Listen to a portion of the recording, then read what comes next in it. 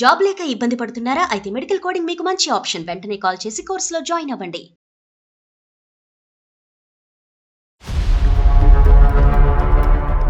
తను చాలా drinker sir. చాలా అంటే చాలా మరీ ఘోరంగా తాగి లాస్ట్ కి చావు వరకు వచ్చి చచ్చిపోయాడు కూడా.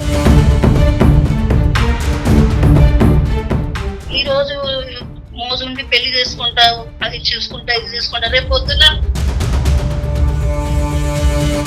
ఒకటే కండిషన్ తీసుకున్నా సార్, ఏంటంటే నన్ను చూసుకున్నప్పుడు నా పాపని కూడా చూసుకోవాలి అని ఒప్పుకుంటేనే చేసుకుంటా.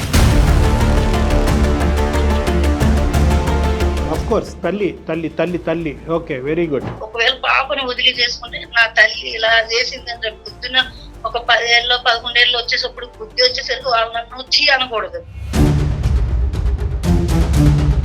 ఒక్కదాన్నే ఉంటే నా దగ్గర ఉండాలి, పాపకి నీ తల్లిదండ్రులు, లేకపోతే ఏ హాస్టల్లో ఏ చేయాలి. ఈడు దొంపతగా ఈడవడమ్మా, అందరి మనసులు గెలుచుకున్నాడు, అందరినీ ఒప్పించాడు, ఇప్పుడు ఏమొచ్చి పాప వద్దంటాడా? పాప వద్దంట సార్, నువ్వు కావాలి. చావాలా బతకాలని మధ్యలో ఉండిపోయాను. అతనంటే ఇష్టం, ఇటు కన్నాను, అదొక మమకారం, వదులుకోలేము.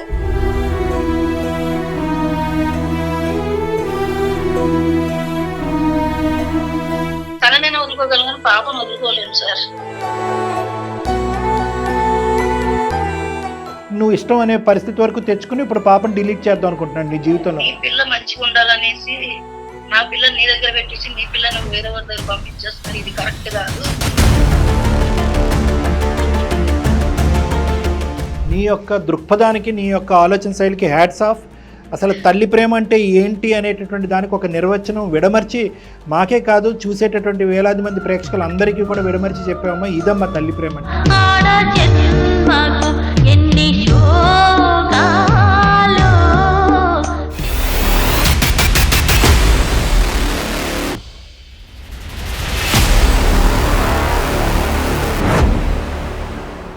సుమన్ టీవీ అందమైన జీవితం కార్యక్రమానికి స్వాగతం.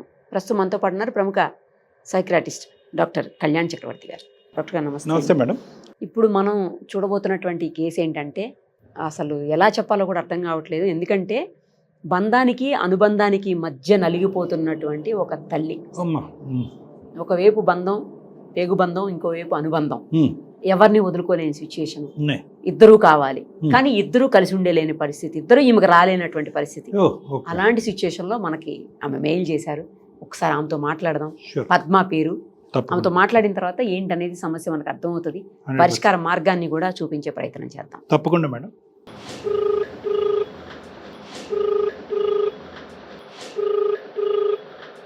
హలో. హలో అమ్మ పద్మనేనా మాట్లాడేది? నేను నిరుపమ, సుమన్ టీవీ అందమైన జీవితం కార్యక్రమం నుంచి కాల్ చేస్తున్నాను. మీరు మాకు మెయిల్ చేశారు కదా? అవును మేడం. అవును మేడం. దానికోసం కాల్ చేశాను అమ్మా. అదే ఒకసారి మీతో మాట్లాడడానికి ఇప్పుడు డాక్టర్ కళ్యాణ్ చక్రవర్తి గారు కూడా మనతో పాటు ఉన్నారు. అసలు ఏం జరిగింది, ఏంటి, మీకు ఎందుకు డైలమాలో ఉన్నారు, ఏం చేయలేని, ఏం తేల్చుకోలేని సిచ్యుయేషన్లో ఎందుకున్నారు, ఇవన్నీ కూడా ఒక్కసారి చెప్పండి అమ్మా. సరే మేడం. పద్మ గారు నమస్తే అమ్మా. నమస్తే సార్. చెప్పండి మీ సమస్య ఏంటో. నా పేరు పద్మ సార్. అమ్మా 7 years బ్యాక్ మ్యారేజ్ అయింది. 7. తను చాలా డ్రింకర్ సార్. చాలా అంటే చాలా మరీ ఘోరంగా తాగి లాస్ట్ కి చావు వరకు వచ్చి చచ్చిపోయాడు కూడా. అయ్యో. ఓకే. పాప ఇప్పుడు ప్రెసెంట్ 4 years. పాపకి ఎంత అన్నారు ఇప్పుడు? పాప వయసు 4 years అండి. Okay okay. పాపకి ఎంత వయసు ఉన్నప్పుడు అతను చనిపోయాడు? పాప చిన్న పాప ఉంది సార్. అయ్యో. ఏదో పెళ్లి చేశారు, చాలా మాది చాలా పేద కుటుంబం అండి. అమ్మా సరే పెళ్లి చేశారు కదా, మంచిగా బతుకు, తాగుబోతుడు ఎవరో ఒకరు మంచిగా వస్తారు అనేసి అనుకున్నాను. కానీ భగవంతుడు నాకు అంతవరకు టైం ఇవ్వలే, వాడిని కూడా తీసుకుని అమ్మా. నా బతుకు నేను ఏదో ఒకటి బతుకుతాను అనుకుని. ఏం చేస్తూ ఉంటారమ్మా మీరు? నేను ఇక్కడ ఇంటి దగ్గర ఒక బ్యూటిషియన్ లో చేస్తాను సార్. Okay okay. పాపనైతే రోజు చూస్తున్నావు అమ్మా? పాప దగ్గరికి వెళ్తున్నావు, పాప దగ్గర ఉంటున్నావా? అక్కడే ఉంటాను, తల్లి దగ్గర. మా తల్లిదండ్రులు అంటే భర్త లేదు, చిన్న వయసులో భర్త లేడు.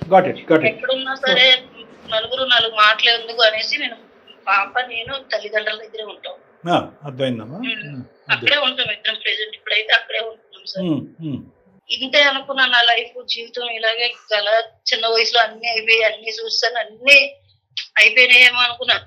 ఒక బట్టల షాప్ ఒక అబ్బాయి పరిచయం అయ్యాడు సార్. నువ్వంటే ఇష్టము అది ఇది అనేసి నేను అన్నాను, నువ్వు పెళ్లి కాలేదు, నాకు పెళ్లి అయ్యి ఒక పాప, నీకు నాకు కరెక్ట్ ఉండదు అనేసి నేను చెప్పా. కరెక్ట్ గా చెప్పావమ్మా, కరెక్ట్ గా చెప్పావు.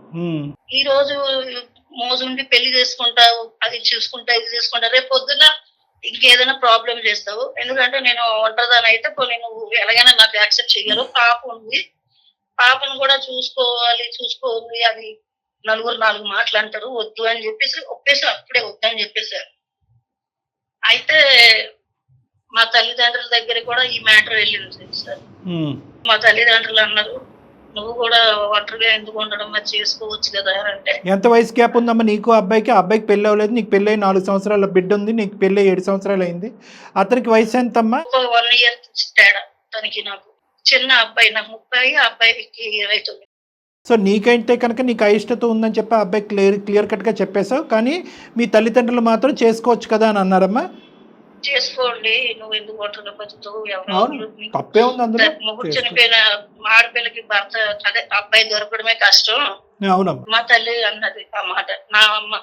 సరే అనేసి ఒప్పించుకున్నాను నేను పెళ్లి చేసుకుందామని. నేను ఒక్కటే కండిషన్ తీసుకున్నా సార్, ఏంటంటే నన్ను చూసుకున్నప్పుడు నా పాపను కూడా చూసుకోవాలి అని ఒప్పుకుంటేనే చేసుకున్నాను.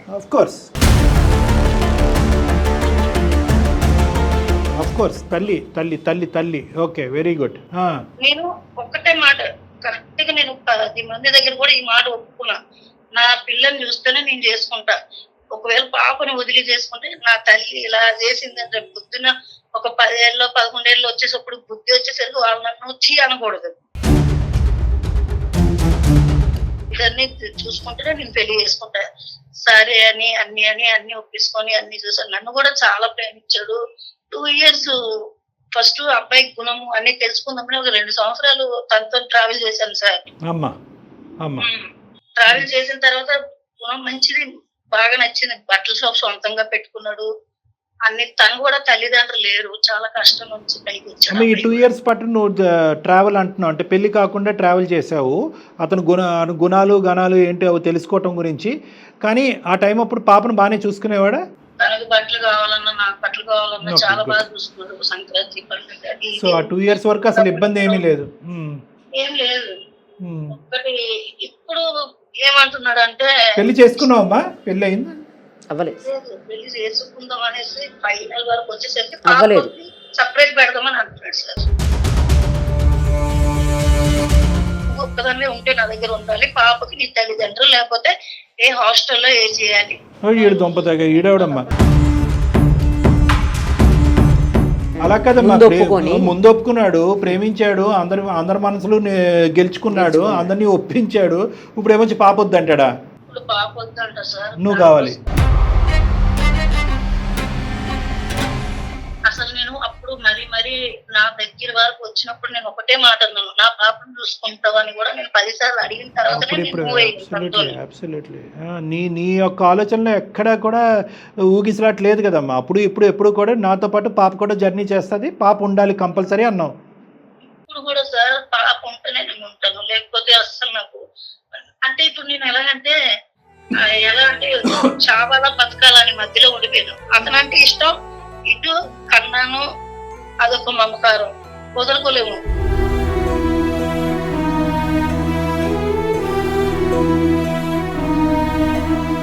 తననైనా వదులుకోగలను, పాపను వదులుకోలేము సార్. అందుకే మీకు మెయిల్ పెట్టాను, ఏమైనా కొంచెం నాకు కూడా ఏదో ఒకటి చిన్న చెప్తారనేసి మెయిల్ పెట్టాను. 100% చెప్పాలమ్మా, చెప్పాలి.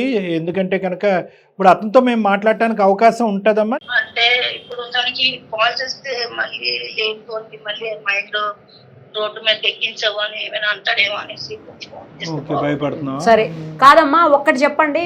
ముందు ఒప్పుకొని ఇప్పుడు కాదు వద్దు పాపను వేరే పెట్టమనడానికి కారణం ఏంటి అసలు అడిగేవా? కారణం ఏంటంటే అప్పుడే పెళ్లి కాకుండా నేను ఇక ఎంత పెద్ద పాప ఉన్నదా అనేసి పక్కన ఎదురులు అంటారేమో అనేసి. మళ్ళీ నువ్వు అప్పుడే ముందే ఈ ఐడియా అనేది నీకు ముందు రాలేదు, ఇప్పుడు వచ్చిందా అని అంటే లేదు ముందు కాదు కానీ నువ్వు ఒప్పుకుంటావో లేదో కనీసం కొన్ని రోజులు నాతో ట్రావెల్ చేసిన తర్వాత నన్ను మొత్తం మర్చిపోలేవు. ట్రాప్ చేశాక అందుకే నేను- ఒరిజినాలిటీ బయటకు వచ్చింది. మొత్తం ఉచ్చులోకి లాగాడు. ఇష్టం లేనటువంటి, నీకు ఇష్టం లేదనేటటువంటి ఉద్దేశాన్ని నువ్వు ఇష్టం అనే పరిస్థితి వరకు తెచ్చుకుని ఇప్పుడు పాపను డిలీట్ చేద్దాం అనుకుంటున్నాడు నీ జీవితంలో. ఈ కండిషన్ని మీ పేరెంట్స్ అంగీకరిస్తున్నారమ్మా? అయినా సరే పాపను మేము చూసుకుంటాం, నువ్వు పెళ్ళి అయితే చేసుకో అంటున్నారా? అంటున్నారు సార్. అందరూ ఒకేలాగా ఆలోచిస్తున్నారు రా బాబు. నీ లైఫ్ నువ్వు చూసుకోండి. నేను అన్నాను, నీ పిల్ల మంచిగా ఉండాలనేసి నా పిల్లని నీ దగ్గర పెట్టేసి నీ పిల్ల నువ్వు వేరే వారి దగ్గర పంపించేస్తున్నారు, ఇది కరెక్ట్ కాదు. నేనైతే పంపించిన నా పిల్లని. సూపర్ అమ్మా, పిల్ల ఎక్కడ ఉంటే సూపర్. అక్కడే నేను బతుకుతాను చెప్పాను. సమస్య నువ్వే చెప్పావు, పరిష్కారం కూడా నువ్వే చెప్పావమ్మా. సంతోషం, చాలా సంతోషం అమ్మా. నేను ఒకటి చెప్తున్నాను, నీ యొక్క దృక్పథానికి, నీ యొక్క ఆలోచన శైలికి హ్యాట్స్ ఆఫ్.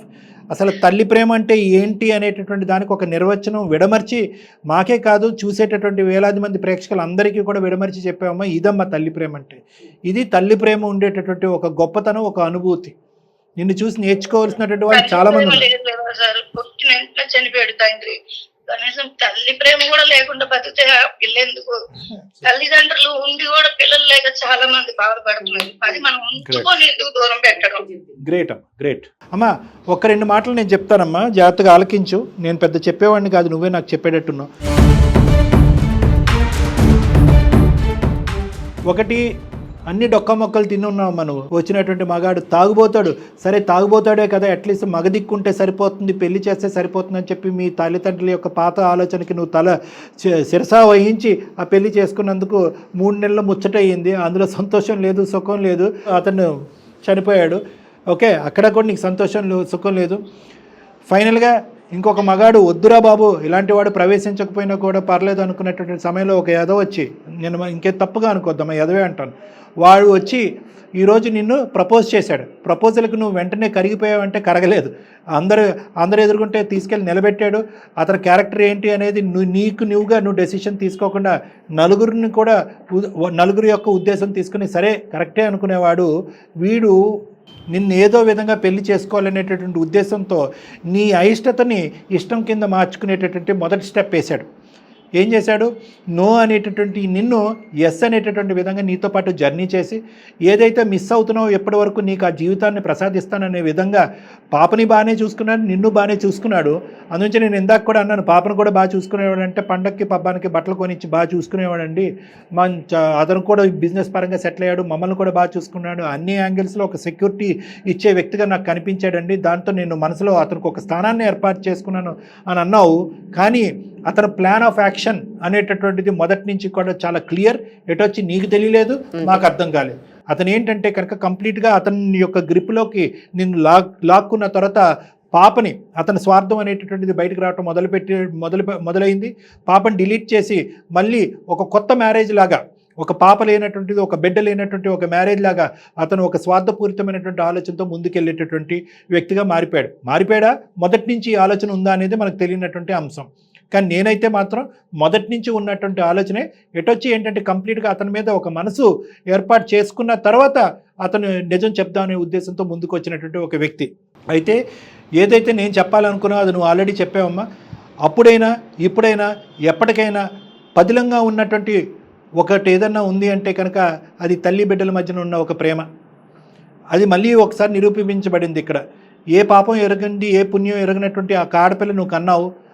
దురదృష్టం ఆ అమ్మాయికి నీకు ఎలాగైతే కనుక ఒక భర్త అనేటటువంటి స్థానం లేదు, నీ పక్కన లేదో, అలాగే ఆ అమ్మాయికి ఒక తండ్రి అనేటటువంటి స్థానం లేకపోవటం దురదృష్టం. కానీ ఎవరూ లేకుండా కూడా ఈ సముద్రాన్ని మీరు ఏదొచ్చమ్మా. మీ ఇద్దరి మధ్యన ఉండేటటువంటి ప్రేమ పదిలం. ఆ పాప నువ్వు పనులు చేసుకుంటూ ఆ బిడ్డను తల్లిదండ్రుల దగ్గరే ఉంచావు, కానీ ఎప్పుడు కూడా ఆ అమ్మాయికి గుడ్ బై చెప్పలేదు, ఆ అమ్మాయిని ఎవరికో దత్తత ఇవ్వలేదు, ఆ అమ్మాయిని ఒక అనాథాశ్రమంలో ఇవ్వలేదు. ఇప్పుడు ఈ మహాపురుషుడు వచ్చి వద్దు ఆ అమ్మాయి మన దగ్గర ఉండటానికి వీల్లేదు, ఒక తండ్రి లేని బిడ్డే కాదు, ఒక తల్లి లేని బిడ్డ కింద కూడా ఆ అమ్మాయి ఉండాలి అనేటటువంటి మాట ఈ మనిషి అంటున్నాడు. దాన్ని నువ్వు సరసా వహించవలసినటువంటి అవసరమే లేదు. అర్థమైంది కదమ్మా? ఓకే, నీలో ఒక నమ్మకం ఏర్పడింది. అరే సరే ఒక మంచి మగాడు వచ్చాడు నా జీవితంలో నువ్వు అనుకున్నావు. సరే ఇలాంటి కళలు నువ్వు ఎప్పుడో కన్నావు, మంచి భర్త వస్తాడు అని అనుకున్నావు. ఆ కళ కూడా అలా అయిపోయింది. ఇంకో మగాడు తాత్కాలికంగా వచ్చి నీ ఆలోచనని నీ కళ్ళని ఇంకో లెవెల్కి తీసుకెళ్ళాడు. కానీ మళ్ళీ ఇంకా పెళ్లి చేసుకున్న తర్వాత ఈ మాట అంటే కనుక ఇంకెలా ఉండేదో అనేది నేను భయపడతాను. నేను కూడా అదే ఆలోచిస్తాను. అంతే కదా మేడం? కరెక్ట్. పెళ్ళి అయిన తర్వాత అమ్మాయి నాకు వద్దు, నువ్వు మాత్రమే కావాలి, అమ్మాయిని తీసుకురావద్దంటే పరిస్థితి ఏంటి? మరి ముందు నువ్వు వెనక గొయ్యిలా తయారవుతుంది. అర్థమైంది కదమ్మా? ఏం లేదు సార్, పక్కన ఫ్యామిలీ, ఇంటోళ్ళు, తల్లిదండ్రులు, చుట్టాలు, బంధువులు అందరూ ఏమంటున్నారంటే నీ లైఫ్ నువ్వు చూసుకో అని అంటున్నారు సార్. ఎలా చూసుకోవాలి నా లైఫ్ నేను? అమ్మ ఒకటి, ఈ నీ లైఫ్ నువ్వు చూసుకో, పాప లైఫ్ పాప చూసుకుంటది, ఏం మాటలమ్మా ఇవన్నీ? గాలికి వదిలేస్తా. ఇప్పుడు ఏంటంటే వాళ్ళ ఉద్దేశం అప్పుడు ఏంటంటే ఒక తాగుబోతాడికి ఇచ్చి చేశారు. ఎందుకంటే కనుక ఒక మగాడు ఒక మొగుడు ఉంటే చాలు, వాడు తాగినా ఇంకొక పెళ్ళైన 10 రోజుల తర్వాత చనిపోయినా పర్వాలేదు అన్నట్టుగా నీ మెడకు ఒక ఉరితాడు బిగించారు అక్కడ. నీ మనోధైర్యం బాగుంది కాబట్టి ఆ సముద్రం ఈదేవు బిడ్డతో పాటు చంకనెత్తుకుని బయటపడ్డావు. నీ బతికేదో నువ్వు బతుకుతున్నావు. ఇప్పుడు మళ్ళీ వాళ్ళు నీ చేతి ఇంకో తప్పు చేయిస్తున్నారు అన్నటువంటి మాట అనటంలో నేను ఎటువంటి సంకోచం లేదమ్మా. ఎందుకంటే కనుక ఈరోజు నిన్నంటూ ఒక మనిషిగా ఉండేది, నీకంటూ ఒక మనోధైర్యం ఇచ్చేది, నీకంటూ ఒక స్ట్రెంగ్త్ ఇచ్చేటటువంటి ఏకైక శక్తి ఎవరన్నా ఉన్నాడంటే ఆ బిడ్డ, మీ ఇద్దరి మధ్యన ఉన్న బాండు, ఆ ప్రేమ. దీని గురించి మీ అమ్మ కాదు కదా, ఎవరు కూడా మాట్లాడటానికి అర్హత లేదు, అర్హత లేదు.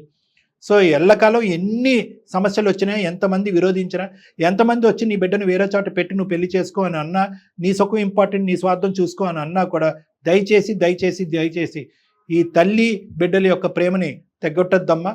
ఎందుకంటే కనుక ఎందుకు ఇంత ధైర్యంగా అంటున్నానంటే, నిజంగా పెళ్ళి అనేటటువంటిది నీ యొక్క నుదుటి మీద రాసుంటే కనుక, మరో పెళ్ళిని రాసుంటే కనుక, ఆ పెళ్లి చేసుకునేటటువంటి వ్యక్తి ఈరోజు కాకపోయినా రేపైనా కూడా నిన్ను, నీ బిడ్డని యాక్సెప్ట్ చేసుకుంటూ ముందుకు వచ్చేటటువంటి వ్యక్తి వస్తాడు. అటువంటి వ్యక్తి వచ్చేంత వరకు వెయిట్ చేయి. లేదు అంటే కనుక నువ్వు నీ బిడ్డ అనుకుంటూ అక్కడికి ఒక ఫుల్ స్టాప్ పెట్టేసి. అది బెస్ట్. ధైర్యం వచ్చి పక్కన నిల్చున్నట్టు చెప్పారు సార్, చాలా థ్యాంక్స్ సార్. అమ్మాయి ఎటు తేల్చుకోలేని మన వరకు పరిస్థితుల్లో ఉంది. ఇంకా లైఫ్ లో ఏమీ వద్దు నాకు, ఇంకా ఇంతే. దేవుడు ఏదైనా రాసుంటే మీరు చెప్పినట్టుగా ఇంకో పెళ్లి రాసుంటే అదే ఎత్తుకుంటూ వస్తుంది. ఇంకో చిన్న పాయింట్ అమ్మా, ఇంకో చిన్న పాయింట్ కూడా చెప్తాను. ఎప్పుడైతే కనుక నువ్వు నీ దారి నీది, నా దారి నాది, నా బిడ్డ ఉంటేనే కనుక నీతో పెళ్ళి అని అన్నా కూడా, ఇప్పుడు ఇతను ప్లేట్ ఫిరాయించి మళ్ళీ నీ జీవితంలో ఎంటర్ అవటానికి ట్రై చేసినా కూడా వద్దమ్మా. ఎందుకంటే కనుక ఒకసారి అలాంటి ఆలోచన వచ్చిందంటే కాంప్రమైజ్. ఎందుకంటే నీ బిడ్డను ఎలా ట్రీట్ చేస్తాడో తర్వాత అతను అది నువ్వు చూస్తూ భరించలేవు. కాబట్టి అతని మనసులో ఉన్న ఉద్దేశం కరెక్ట్ టైంకి పెళ్ళి అవ్వకముందే బయటపడింది కాబట్టి, ఇది అతని నిజస్వరూపం కాబట్టి, మళ్ళీ ప్లేట్ ఫిరాయించి బిడ్డని నిన్ను బాగా చూసుకుంటానని ముందుకు వచ్చినా కూడా ఇది యాక్సెప్ట్ చేయవలసినటువంటి పరిస్థితి నీకు లేదు, అవసరం కూడా వద్దమ్మా.